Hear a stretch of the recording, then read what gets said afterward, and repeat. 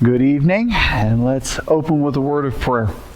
Heavenly Father, I thank you for this cold night that reminds us that it is coming into winter and that we enjoy these 4 seasons that you give us, the change from spring to summer to fall to winter, the cycle of life that you've given. I thank you, Lord God, for those reminders from time to time. I ask, Lord God, that you would go with our conversation this night, that you would make my words clear, and that you would add your enlightenment and what you would have us to carry away from this tonight. Speak to our hearts, not just to our minds, so that we might better apply what we're learning to the life around us. And we'll be careful to give you glory for it in Jesus' name. Amen. Okay, books of the Bible. Here we go.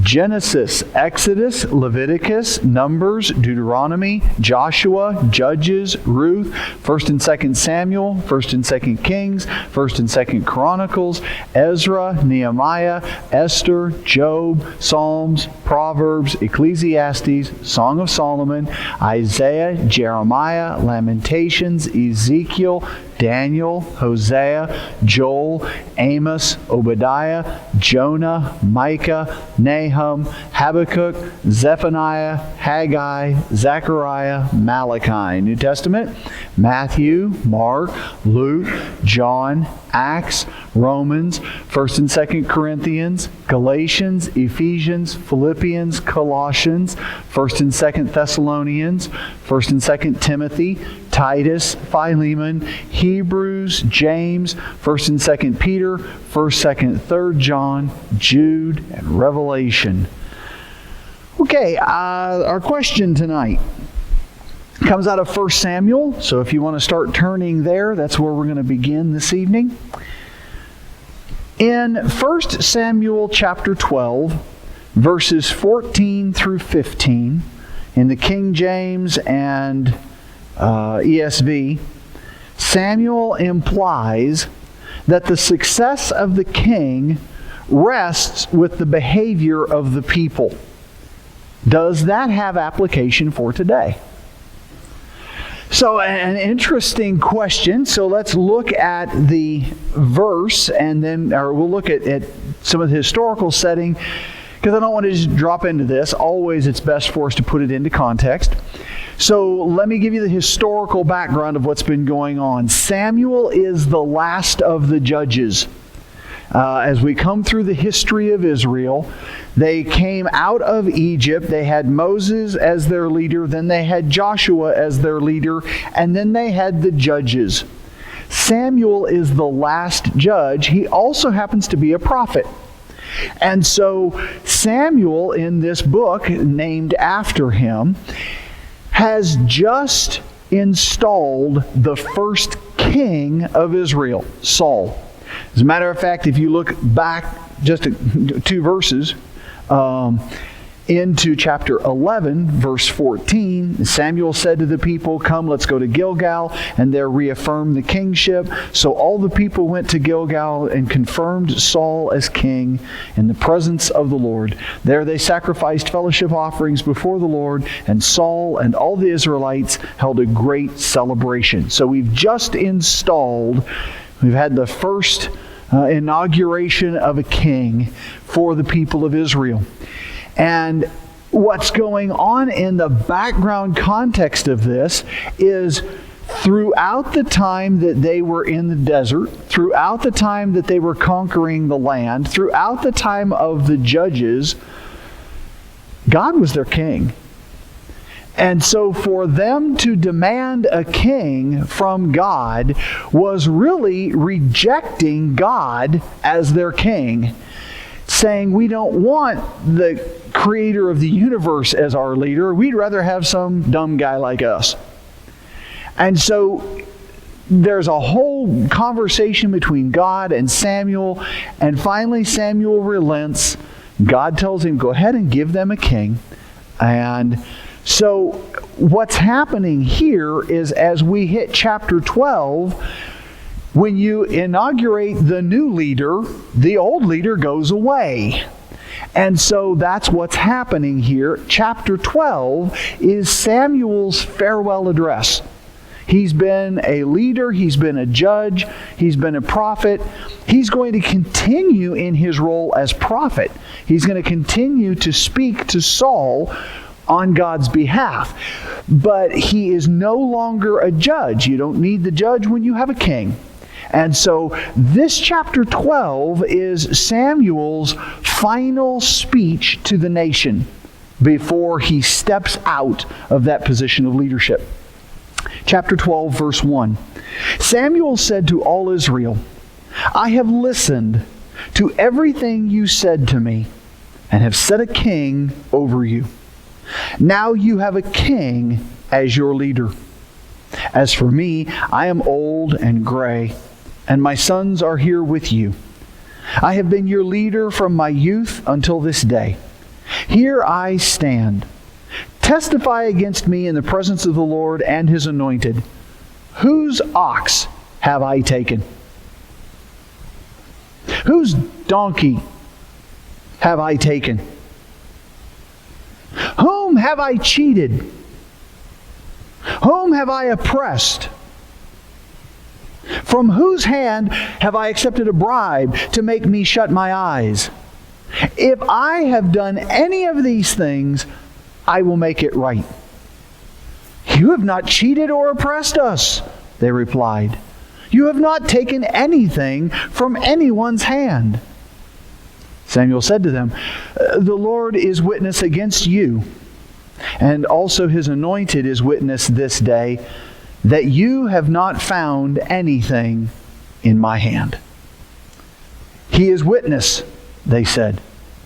Then Samuel said to the people, It is the Lord who appointed Moses and Aaron and brought your forefathers up out of Egypt. Now then, stand here, because I am going to confront you with evidence before the Lord as to all the righteous acts performed by the Lord for you and your fathers.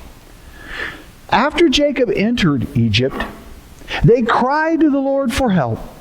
And the Lord sent Moses and Aaron, who brought your forefathers out of Egypt and settled them in this place.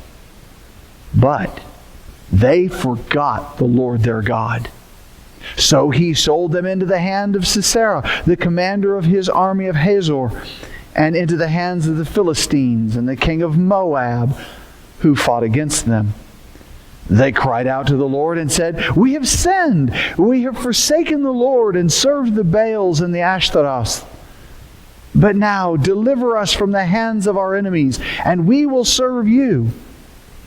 The Lord sent Jerubbaal, Barak, Jephthah, Samuel, and he delivered you from the hands of your enemies on every side, so that you lived securely. But when you saw Nahash, king of the Ammonites, he was moving against you. You said to me, Oh no, we want a king to rule over us. Even though the Lord your God was your king. Now, here is the king you've chosen, the one you asked for. See, the Lord has set a king over you. If you fear the Lord and serve and obey Him, and do not rebel against His commands, and if both you and the king who reigns over you follow the Lord your God, good. But if you do not obey the Lord, and if you rebel against His commands, His hand will be against you as it was against your fathers. Now then, stand still and see this great thing the Lord is about to do before your eyes. Is it not wheat harvest now? I will call upon the Lord to send thunder and rain, and you will realize what an evil thing you did in the eyes of the Lord when you asked for a king. Then Samuel called upon the Lord, and that same day the Lord sent thunder and rain. So all the people stood in awe of the Lord and of Samuel. And the people all said to Samuel, Pray to the Lord your God for your servants, so that we will not die. For we have added to all our other sins the evil of asking for a king." "Do not be afraid," Samuel replied. "You have done all this evil, yet did not turn away from the Lord. But serve the Lord with all your heart. Do not turn away after useless idols. They can do you no good, nor can they rescue you, because they are useless. For the sake of His great name, the Lord will not reject His people, because the Lord was pleased to make you His own. As for me, far be it from me that I should sin against the Lord by failing to pray for you. And I will teach you the way that is good and right. But be sure to fear the Lord and serve Him faithfully with all your heart. Consider what great things He has done for you. Yet if you persist in doing evil, both you and your king will be swept away." So we come back to the question again, and it's in chapter 12, verses 14 and 15 specifically, and I would throw in there verse 25 there at the end. Samuel implies that the success of the king rests in the behavior of the people. Does that have application for today? Well, I want to look at the KJV and the ESV, both which were asked by the questioner. King James says, "If ye will fear the Lord and serve Him and obey His voice and not rebel against the command of the Lord, then shall both ye and also the king that reigneth over you continue following the Lord your God. But if ye will not obey the voice of the Lord and rebel against the commandment of the Lord, then shall the hand of the Lord be against you as it was against your fathers." ESV says, "If you will fear the Lord and serve Him and obey His voice and not rebel against the commandment of the Lord, and if both you and the king who reigns over you will follow the Lord your God, it will be well. But if you will not obey the voice of the Lord, but rebel against the commandment of the Lord, then the hand of the Lord will be against you and your king." The NIV that I just read out of said, "If you fear the Lord and serve and obey Him and do not rebel against His commands, and if both you and the king who reigns over you follow the Lord your God, good. But if you do not obey the Lord, and if you rebel against His commands, His hand will be against you as it was against your ancestors." So just for kicks and giggles, I went and looked at the Message, because I like Peterson's rendition every once in a while. So, here's the king you wanted, the king you asked for. God has let you have your own way, giving you a king. If you fear God, worship and obey Him, and don't rebel against what He tells you, if both you and your king follow God, no problem. God will be sure to save you. But if you don't obey Him and rebel against what He tells you, king or no king, you will fare no better than your fathers. So, I want to put this in context because I think there is some level of implication in this that says, as the people go, so go the nation. And I think there's a lot of that what Samuel is trying to help them to understand, and I think the person that asked this question has picked up on something important here, that a king can't make a nation holy. A king can't make a nation unholy. The king is simply the leader of the nation. And so it's really on the nation to say, are we going to follow God or not? And I think there are times where we have to recognize that as a fallen, sinful people, we will sometimes choose bad leaders. Stop laughing. None of you have ever experienced that. I don't know why you're laughing. But the reality is, we choose a fallen person to lead fallen persons. And so the reality is it's up to all of us to decide, are we the people going to follow God? Because there are times that our leaders will choose a way that doesn't honor God. And then we're stuck in a quandary. Whom do we follow? Do we follow this leader and deny God with all of those repercussions? Or do we follow God when our nation says we need to go a different direction and suffer those repercussions? And so I think there's a lot going on in this. And in all honesty, theologically, we have to be very careful about making a universal concept or a universal principle when we're talking about Israel. Because what God did with the people of Israel is not what God does with the people of the United States. Is not what God does with the people of Ethiopia. Is not what God does with the French. God had a very, very special relationship in the Old Testament, and He is the one that established the form of government that the Israelites were to follow. That is not true of any other nation on the world. So the reality is we got to be very careful to recognize, wait a minute, was this something that was specifically for the Israelite people? Or is this an application that we can take then to all people and all governments? And I just want to say that because it's important to make that distinction. There are those out there who would try to replace Israel with themselves. That every promise made to Israel was made to me. Well, no, it really wasn't, unless you're Israelite.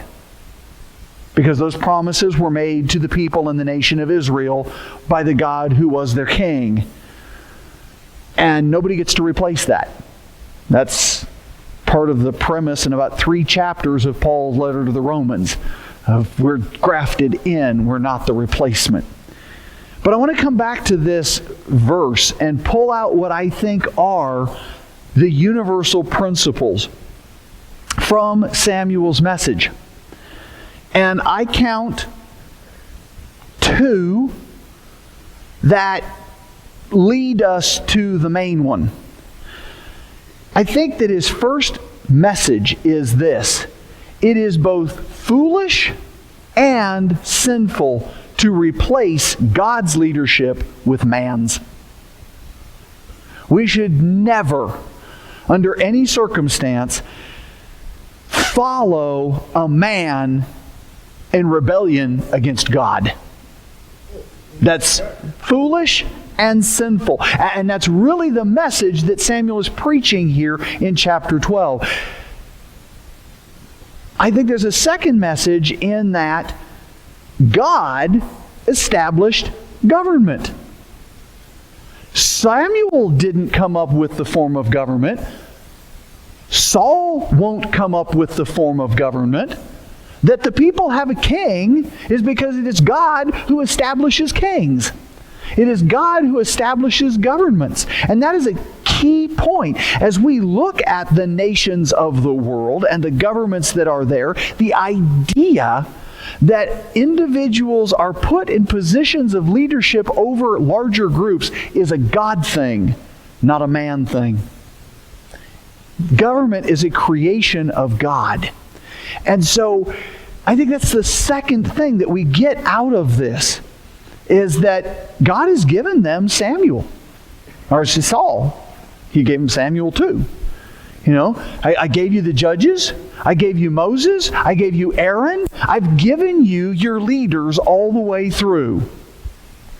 God is the one that establishes human government and the governors over them. And so that leaves me to the third point. If it's foolish to replace God's leadership with man's leadership, but God has established human government, then what's the point? And I think Samuel's point in this 12th chapter is keep your focus on God. Don't make an idol out of your leader. Keep your focus on God. And don't make an idol out of your leader. This 14th and 15th verse really are speaking to this idea of follow the Lord your God. If you do that and your king does that, your nation's going to be okay. Ignore God at your own peril. Make an idol out of this man at your own peril. And so I really think that's the message that's being given and implied here. Now, I jumped out of the Old Testament and into the New because there were 4 different verses that I wanted to chat about tonight. And so I'm going to invite you to turn with me into the New Testament. I want to start in Romans. In Romans chapter 13, actually. I'll give you a second to turn there, as I also turn. Romans chapter 13, beginning in the first verse. And we'll look at the first 3 verses here of Romans chapter 13. Because we are a people under Christ.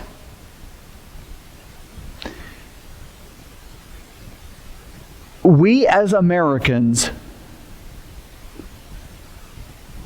are being seduced by our culture to become hyphenated Americans.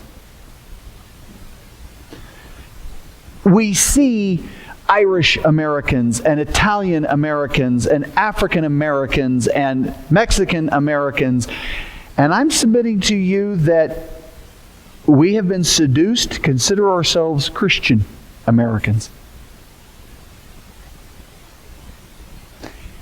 And that's backwards. Because our primary citizenship is in the body of Christ, the kingdom of God. I just happen to live in the United States. So I am not an American first with a flavoring of Christian in front of it. I am Christian first. Whether America lives or dies, whether I claim its citizenship or reject it and move to another country, I am still a citizen of the nation that Jesus Christ is for me. And so as that, I can look at what God said to His people Israel, and I can then see what God has said to His people, the church, and find parallel teachings. Just as Samuel said to the people when Saul was inaugurated, don't make an idol out of your leader, but keep your focus on God, then look at what Paul says to us in Romans chapter 13.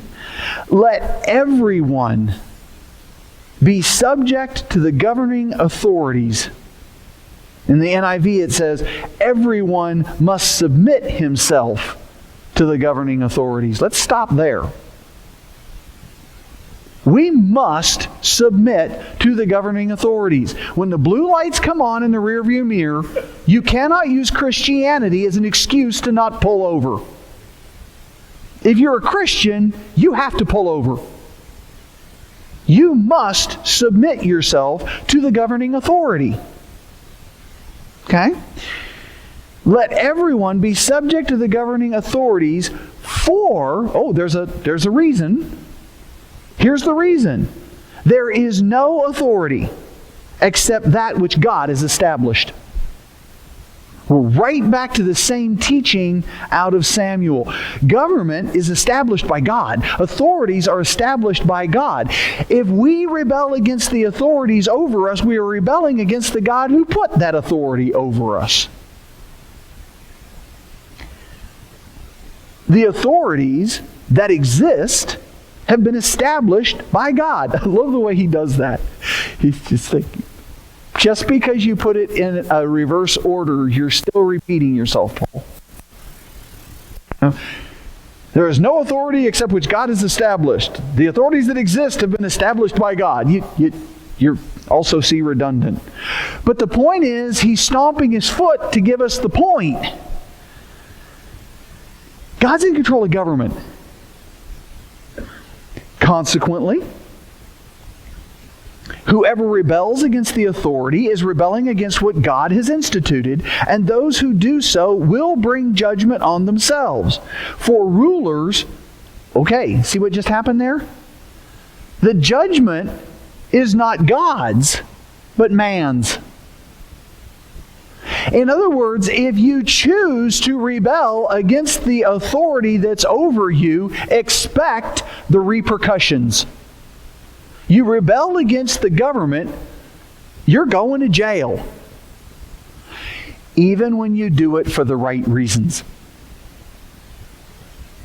So if you have that king that does not follow God and puts something in your path and says you must choose between this government and God, you're morally obligated to choose God. But plan on all of the repercussions from that government. That's the reality. Okay? Consequently, whoever rebels against the authority is rebelling against what God has instituted, and those who do so will bring judgment on themselves. For rulers hold no terror for those who do right, but for those who do wrong. Do you want to be free from fear of one in authority? I'm laughing because every time I drive the corridor, and this was true out in California, it's true here, it's true everywhere in the United States. You got that monkey that blows your doors off and you're already going over the speed limit, and then he sees that black and white on the side of the road a mile up in front of him and it's Ark!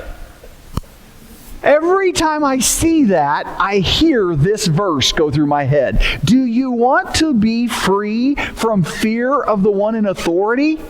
Then do what is right, and you will be commended. You know, the funny thing here is that God is just telling us, look, I've established government, and government overall is a good thing. Yes, people corrupt it. They're corrupted people. What did you expect? The only good governor we have ever had on the planet refused to be king. His name was Jesus, so we killed him because he wouldn't take the job.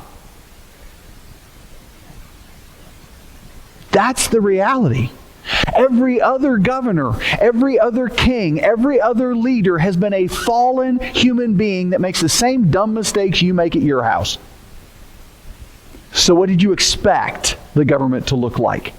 But the fact that God's established government gives government, watch this, a holiness. Government is as important as church. Government is as important as family. Government is as important as ordinance. Because God made it. And it's holy. And we should respect it as that holy thing that it is. That's tough to deal with when you live under a tyrannical dictator. God did not create tyrannical dictators. He created the government that fallen individual is using to oppress his own people. That individual is guilty of the sin. The government is not. Government is a good thing. How men use it is a bad thing. But government is a good thing. Look then to 1 Timothy chapter 2. 1 Timothy chapter 2. Beginning again in the first verse. 1 Timothy 2, 1 through 4. I urge then, first of all, that petitions, prayers, intercession, and thanksgiving be made for all people. You ever sit down at your prayer time and say, man, I don't even know what to pray about? How about everybody? That's what we should be praying about. Everybody and everything. First of all, petitions, prayers, intercession, and thanksgiving be made for all people. 4 different aspects of prayer. Petition, prayer, intercession, and thanksgiving. Made for everybody. And then he gets this wild hair. And he goes, wait, there's one group of people in particular. I want you to be praying for everybody. I want you to petition God on everybody's behalf. I want you to pray to God on everybody's behalf. I want you to intercede for everyone on the planet. I want you to thank God. Oh, now I'm preaching. Now I quit preaching and went to meddling. Because there's some people I don't know that I can be thankful to God for. Yes, you can. That's the point. Okay? We should be praying, petitioning, interceding, and thanking God for all people, for kings, and for those in authority, that we may live peaceful and quiet lives in all godliness and holiness. This is good and pleases God our Savior, who wants all people to be saved and to come to a knowledge of the truth. There's a couple of things going on here that I think it's important for us to bring out. The first is, we should be praying for our leaders. We're really good in this country about throwing rocks at our leaders. If your leader isn't leading the way that you want them to, you don't fix that in the ballot box. You fix that in the prayer closet. Because you can't fix the man. You can't fix the woman. God can. Pray for those leaders, the ones you like and the ones you don't. The ones you agree with and the ones you don't. Pray for your leaders, because when you do, then you get to live a peaceful and quiet life.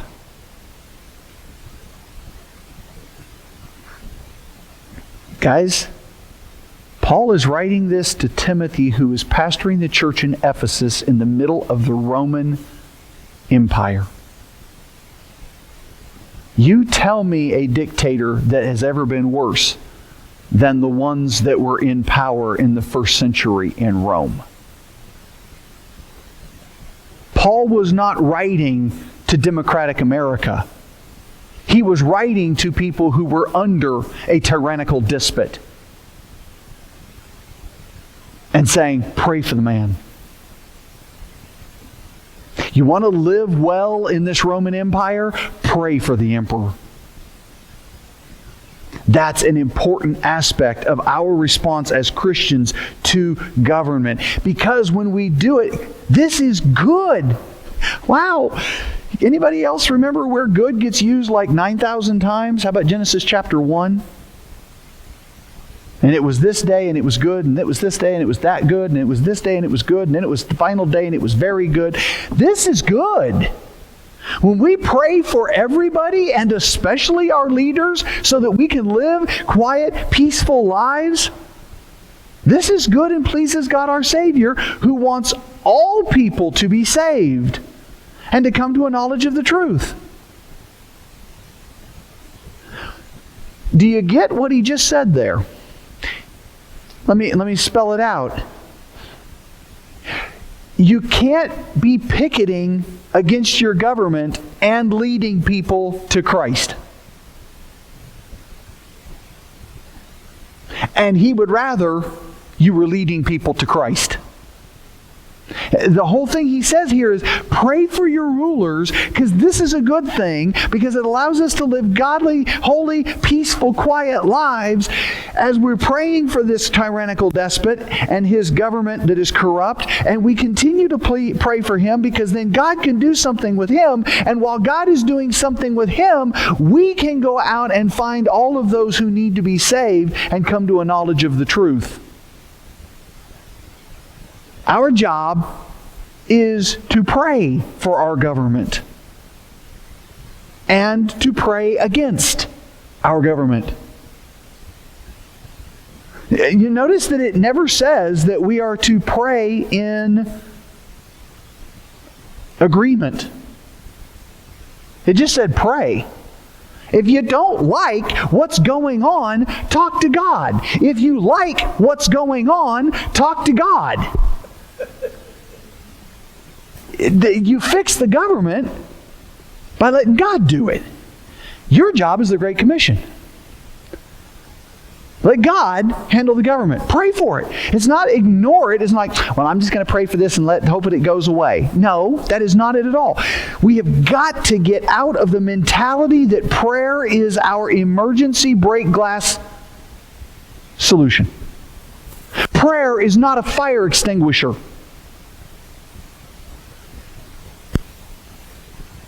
Prayer is our most powerful weapon against the authorities and principalities of the dark world around us. It is our only hope. It is our only stay. It is our only strength. It is our communication with our God. I can't fix this world, or I'd have been on the cross. The only person that can fix this world is the guy who was on the cross. So I'm going to talk to Him. And let Him deal with it. And let Him fix it. And let Him direct the steps of my feet. And we go to chapter 3 of Titus. Next book that Paul wrote to another pastor.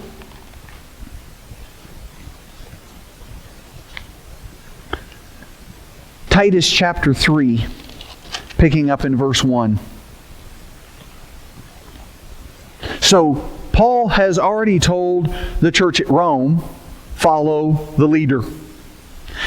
He told Timothy to preach in Ephesus, follow the leader. I forget where Titus was at. Sorry?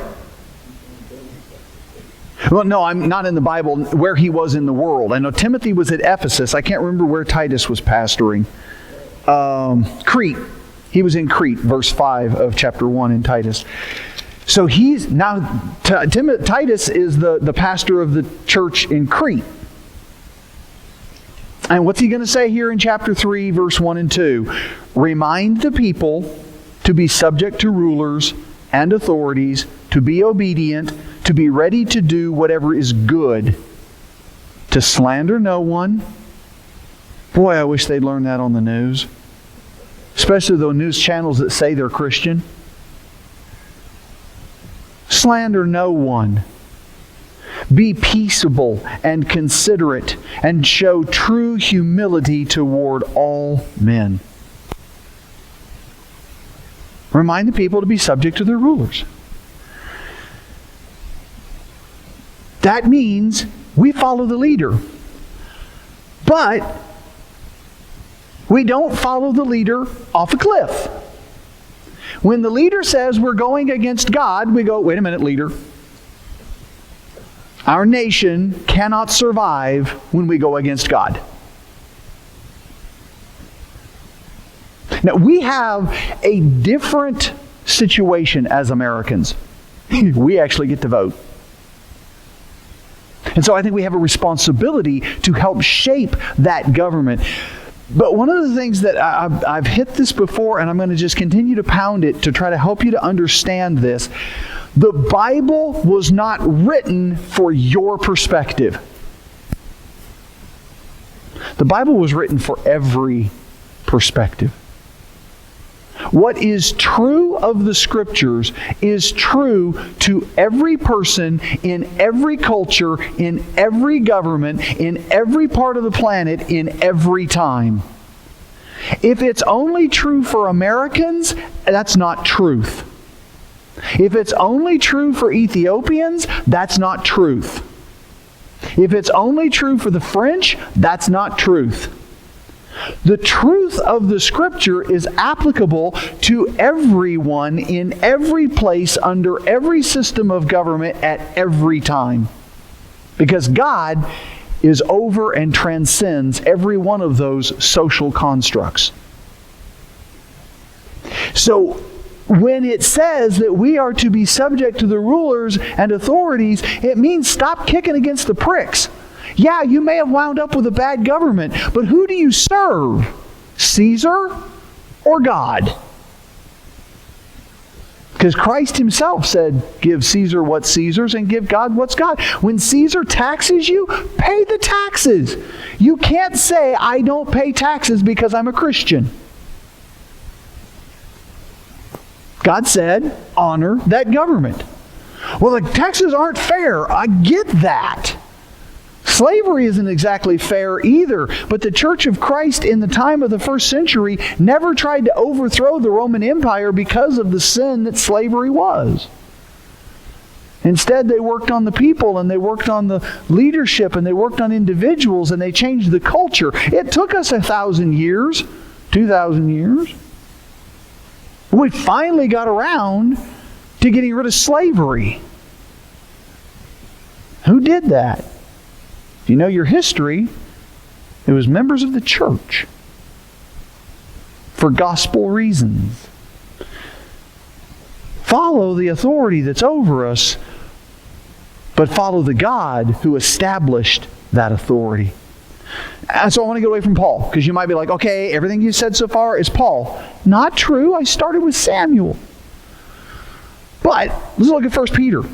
Because Peter picks up the exact same idea in his second chapter of his first letter. 1 Peter chapter 2. If you go all the way down to verse 13.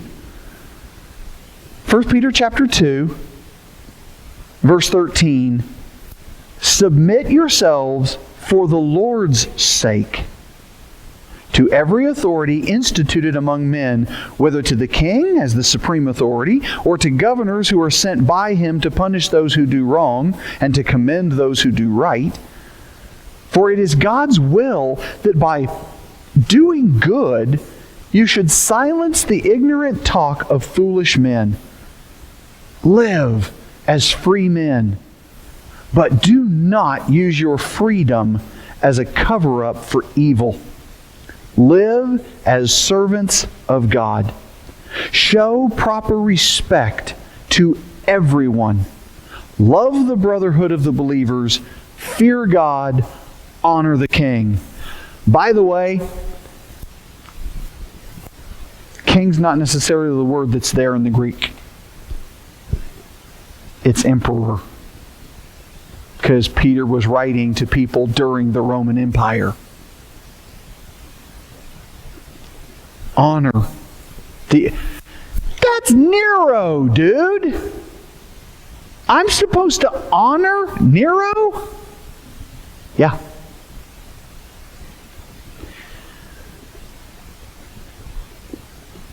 The question that we had tonight is an idea of the success of a government, the success of a king, rests on the behavior of the people. I think even more so on we as Americans, because we get a vote. I mean, it's really tough it was really tough for Iraqi Christians to affect the government of Saddam Hussein. But you know they did. One of the things that I learned when I was in Iraq and going around to the various bazaars and talking with the Iraqis that supported what we were doing there and how we were doing things, they said, you know what? Saddam Hussein would not have an Islamic or a non-Christian, let's say it that way, as a servant. Really? Yeah. And this I heard from many, many, many folks all across the country. So yeah, Saddam, he had his personal staff. He had his personal servants at all of these various palaces that he had. And every one of them that he ever hired were Christians. Because he knew they wouldn't steal from him. You see, there was about a 2% population of Christianity in Iraq. And he did that because he wanted to have the world not just throw rocks at him on human rights stuff. So he's like, I let the Christians be Christians. It was still 98% Shia and Sunni Islam, but there was a 2% Christianity in that country. And he kept that 2% employed in government positions because he knew they wouldn't steal. He knew they weren't corrupt. We do have a voice, even in a dictatorship. When we honor the king by the way that we live, We honor the King who established kings, the King of kings, the Lord of lords, the creator of the universe, the God who created man and governments of man. So we should then lead our communities. We should then lead our nation into righteousness and godliness by supporting our government, praying for our leaders, the ones you agree with, the ones you don't, and knowing that we have a moral obligation to stand against immoral laws. But when those things come, as they will, we will have to face the repercussions of that rebellion. So there's a balance point here. We are called by the Scriptures to be in the world, but not of it. That idea then is, I am a member of my government. My president is my president, whether I voted for him or not. My Senate is my Senate, whether I voted one in or all of them in. They're my government. They are a gift of my God. I don't know if you have ever lived or been in a part of the world where there was no government. That is terrifying. Even a dictatorship has control. When you live in total anarchy, there is no safety. Government is a gift of God. And so I think the implication from Samuel through Paul to Peter and in countless other verses that I didn't pull up tonight, we are to favor the gift of government with our prayers, with our submission, and with the accountability that says, we will follow you as you follow God. And when you don't, we're going to have a word with you. That is how we honor the King. I had the great joy for a portion of my career serving as the assistant chaplain to the commanding general of the Arkansas National Guard. And I will tell you, having spent a lot of time in rooms with 1- and 2-star generals, there is one thing that 1- and 2-star and 3-star and 4-star generals loathe above all things: a yes man. A good leader wants to be told what's going right and what's going wrong. I have been in situations where I have seen junior officers trying to put themselves in a position and jockeying for a promotion and saying something that was absolutely ludicrous to the commanding general, when the senior officers would look over and go, "No, sir, that's a bad idea." You know, the young pup is like, "Hey, I can get with it." And I'll tell you what, that general takes that young pup off to the side and says, "Don't ever do that again. If it's a good idea, it's a good idea. If it's a bad idea, it's a bad idea." And yes, our governments are corrupt. Yes, our leaderships are corrupt because they're fallen human beings. But in this country especially, lobbying works. In this country especially, mass voice works. You guys remember just a few years ago when the leader of Chick-fil-A said something that was vastly unpopular with the politically correct? And they were about to skin him alive and hang him up by what was left of his toenails? And the entire Christian world started showing up and wrapped cars around the block to buy sandwiches from Chick-fil-A. What happened to that leader? Nothing. because the Christian community stood up and said, we'll follow a leader who follows God, not a leader who doesn't. Our leadership in this nation pays attention to that. We're not guaranteed that in the Scripture.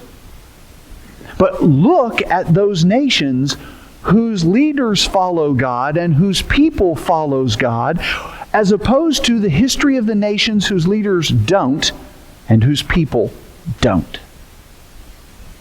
What Samuel said of Saul is exactly true.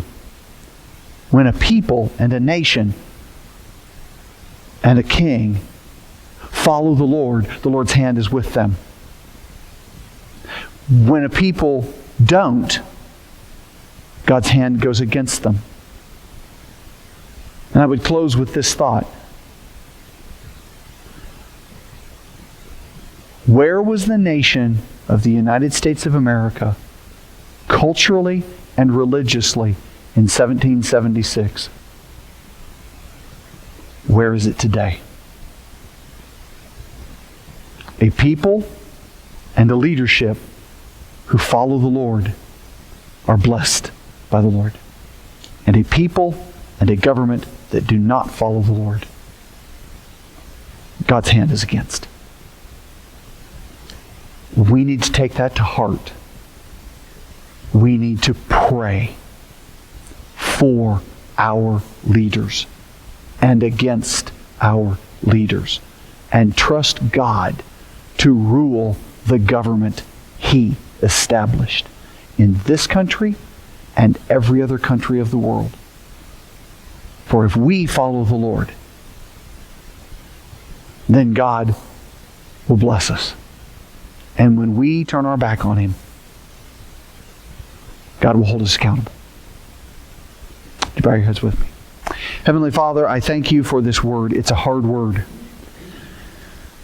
We want to bring all the socio-political ideologies to bear, and we want to argue the facts of some heinous things that have been done in the name of government. Lord, I pray at this point that You would give us the wisdom to discern the difference between a godly government and an ungodly leader. Lord, it's not the system that's broken. Sometimes, Lord, the systems of government that get created are broken.